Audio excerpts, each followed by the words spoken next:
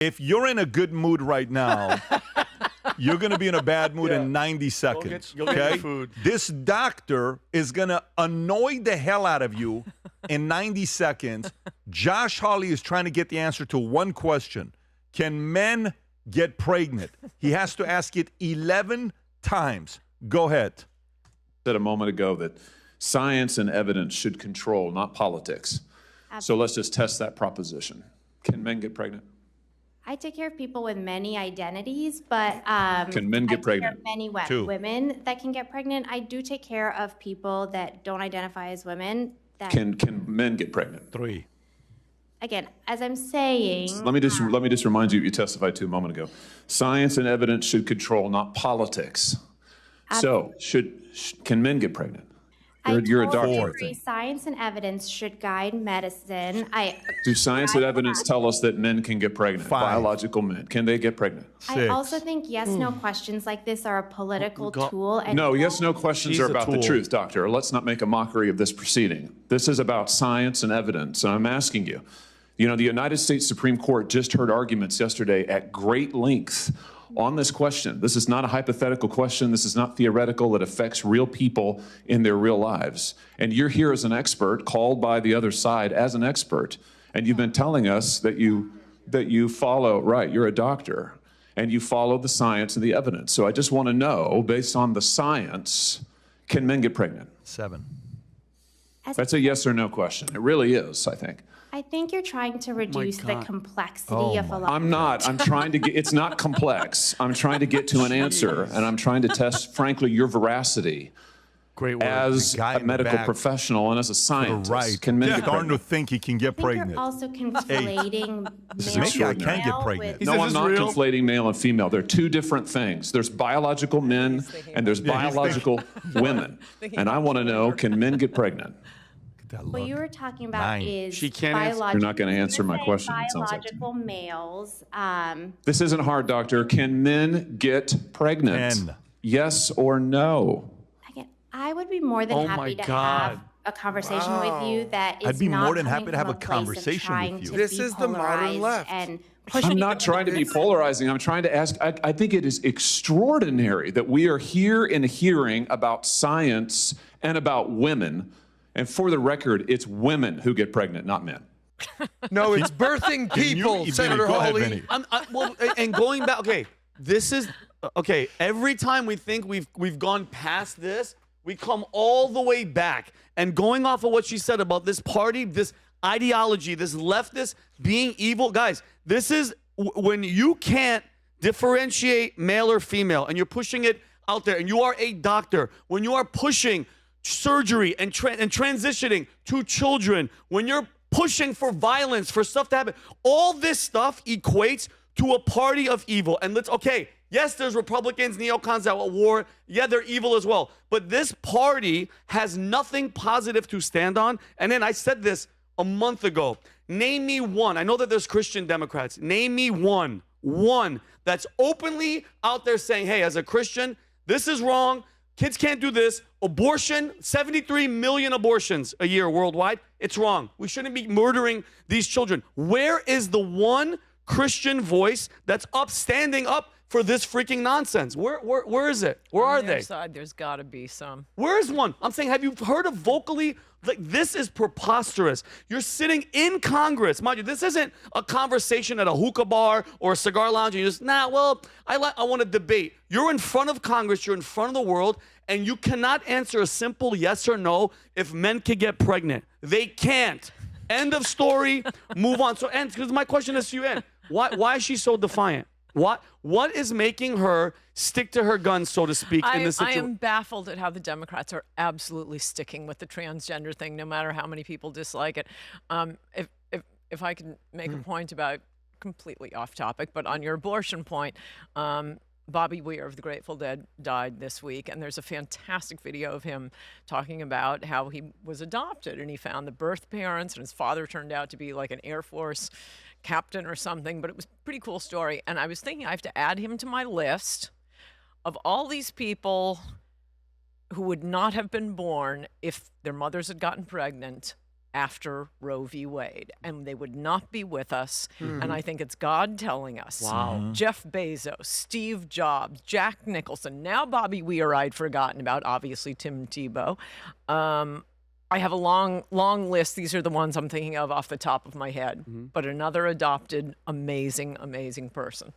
Oh, and again, going back to the point of what does this party stand for? There's no backbone. There's no faith. There's no nothing. To me, it's just anti-positivity, anti-Trump, and it's just all negativity. There's like nothing positive coming from these people. Well, there's a very logical line there, but it is insanity, right? It is insanity, but there's the logic of insanity.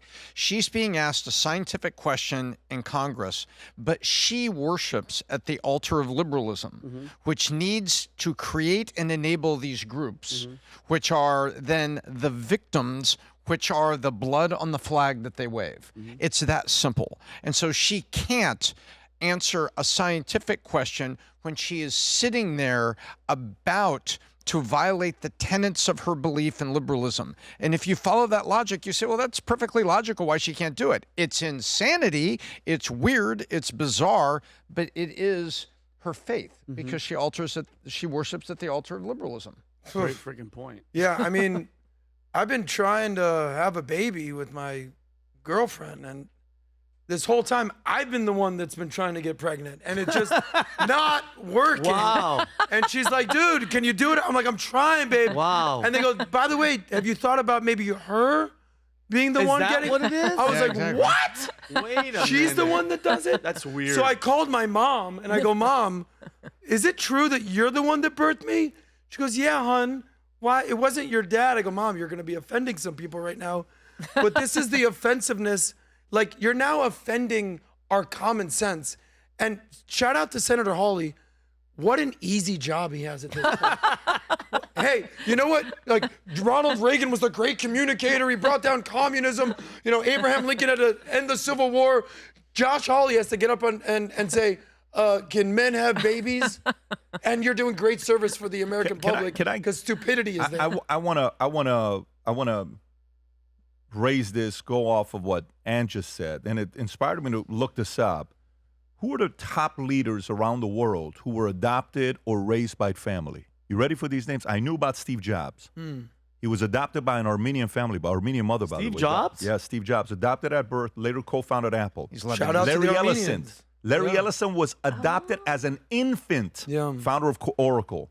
Dave Thomas, adopted, founder of Wendy's. He lived in our community, just so you know, before he passed away, the house to the left. Marilyn Monroe, placed in foster care, later adopted. Faith Hill, adopted shortly after birth, later became a global music icon. John Lennon, raised and legally adopted by his aunt, Mimi. Nelson Rockefeller, adopted. Malcolm X, foster care after father's death and mother's institutionalization. Bill Clinton, raised by grandparents, later stepfather. Simone Biles, raised by grandparents, later adopted by them. Louis Armstrong, raised by grandmother and other guardians. Oprah Winfrey, raised by grandmother and later relatives. Eleanor Roosevelt, orphaned young, raised by grandmother. Jack Nicholson, raised by grandparents, believing they were his parents. Eric Clapton, raised by grandparents. Colin Kaepernick, adopted by white parents. Yes. Major cultural figure. Later on blamed them. Okay. Maya Angelou, raised by grandmother after early trauma. Babe Ruth, raised in a reform school under guardianship. Wow. Can you imagine if these guys were Never aborted? born. Oh, Aborted. These guys changed the world. Literally. Steve Jobs. How Marilyn many have Monroe? we lost Colin since Roe Kaepernick? v. that's Wade? a great point you make. How many have we lost? 70. I saw the number and I had to double check it. 73 million children are murdered every single year in the world.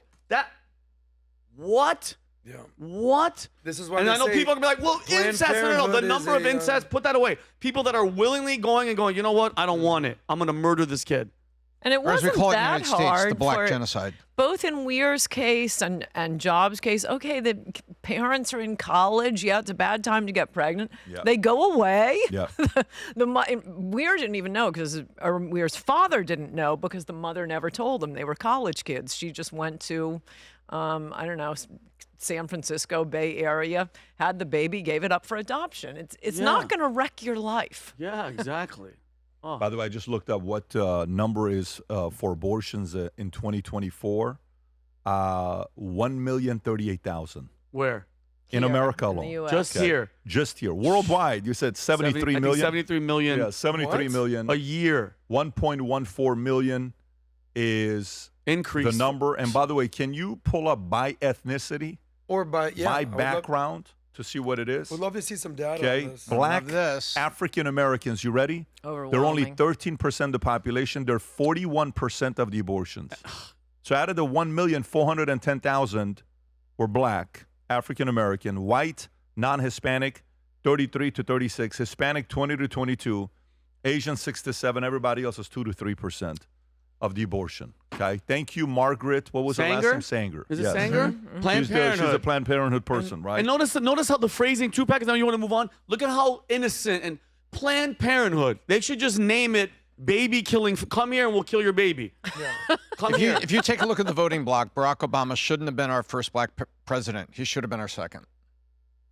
Why is If that? you go back to 1973 and look at the size of the voting blocks and the size of the populace that would have made up the United States, statistically speaking, he should have been our second black president. Somebody should have made it there, is what you're saying. Like somebody Correct. else would have made it there. Yeah. Vinny's got something special he wants to share with you guys. And when Vinny does this, it's a very, very special moment. So, Vinny, tell us what you've been working on. Thank you, Pat. So, as you guys know, I have the Faith Over Fear line, and this shirt that I'm wearing right now is our newest. Faith Over Fear was more of how you live. This shirt is on how you stand. So, in Isaiah chapter 6, verse 8, Isaiah has a vision of God in his throne, and he's asking, he wants somebody to step up to go to Israel to, call people to God. They're resisting, they're rejecting him. And God says, whom shall I send and who will go for us? And Isaiah, knowing the cost, just answers quick. He goes, here am I, send me. And there's actually a moment, Pat, in the movie Fury. Do you guys remember Shia LaBeouf? Yep. His name is Bible in the movie. John Bernthal, Brad Pitt. They're in this tank division. The tank has been destroyed. Okay, they know that they're all gonna die. They can run, they could leave, but they choose to stay there and delay the enemy from advancing. And Shia LaBeouf has that moment where he goes, "This is a righteous act, gentlemen," and he quotes the verse from Isaiah. He goes, "Here am I, send me." So it's about answering the call even when it costs everything. So that's what this shirt means today. It's speaking the word when it's unpopular and standing firm regardless of the consequences. And so the front of the shirt is Isaiah 6:8. Valuetainment is here, and that's the back of the shirt right there. Here am I, send me. It's live right now on vtmerch.com. Get you guys a shirt, and yeah, that's I'm it. proud of you, buddy. By the Thank way, you. last Here am I, time, step I'm up. proud of you for reading the Torah. You're welcome. yeah, last time he did this, 10,000 Faith Over Fear shirts were picked up. So go pick yourself up a shirt and represent. If you enjoyed this video, you want to watch more videos like this, click here. And if you want to watch the entire podcast, click here.